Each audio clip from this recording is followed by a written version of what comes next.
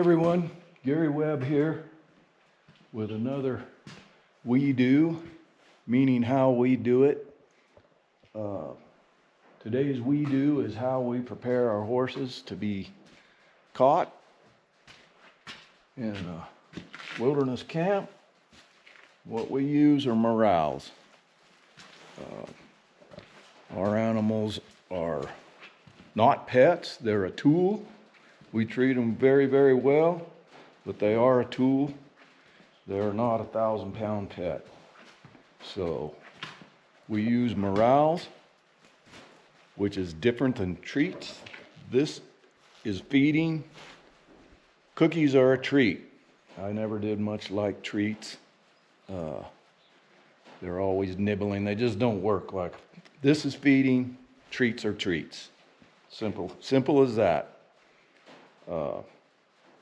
These are just made out of we've got a local feed company that puts their grain in these plastic feed bags, and we just use some hay twine and turn them inside themselves and get a life out of one before we have to replace them. But you can buy,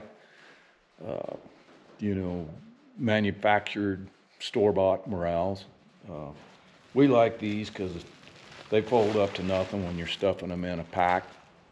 And when they get holes in them, you can put trash in them or loose items when you're packing out of camp. So they work real good. So I'm a morale guy, not a treat man. So let's go see how this works.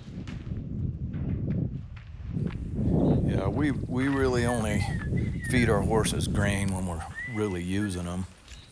Or if we need to catch something, we might break some morels out, but that's about the only time we really give our animals any grain. So when we feed grain, it's every time it's out of a morel. There's no other method for us. Yeah, I generally do a little whistle every time I'm doing this. It kind of helps call them in, and they learn what that is, and we'll come a running usually. In the past I've helped quite a few people that have little feed pans and tubs scattered around their catch pen, and they dump grain in each one of them, and it's great for bringing the animals in, but they're kicking each other, biting each other, and one or two animals get all the grain, and then when they're done, you're out there chasing them around. They're harder to catch. So this way they all get the amount you give them. If you got a knothead that don't need much grain, you just give that one a cupful. If you got another one that's a hard keeper, you might give them a little bit more. And trust me, they can't talk to each other, so they don't know if they're getting screwed in the grain department or not.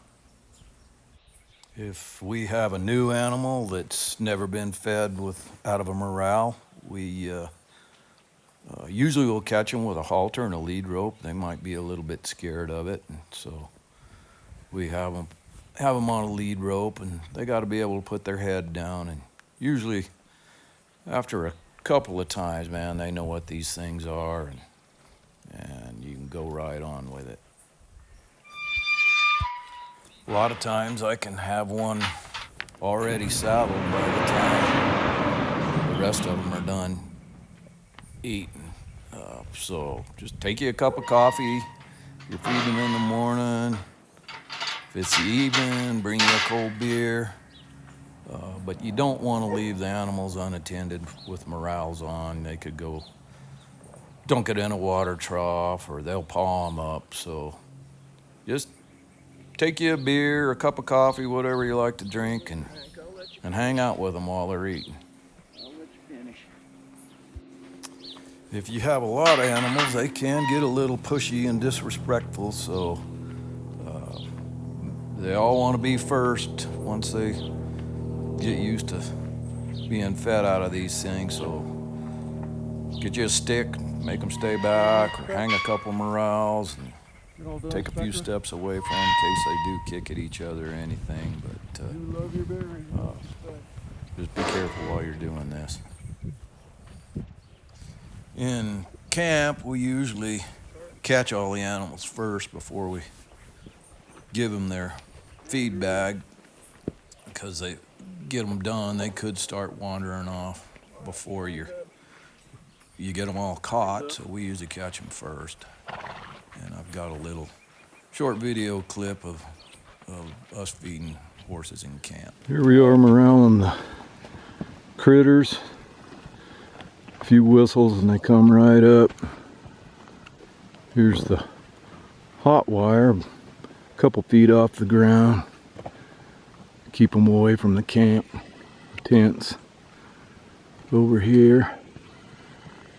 And they're loose in about it's probably about a section, little pasture, and a few whistles and they just come running up here. Do like their grain. Works like a charm.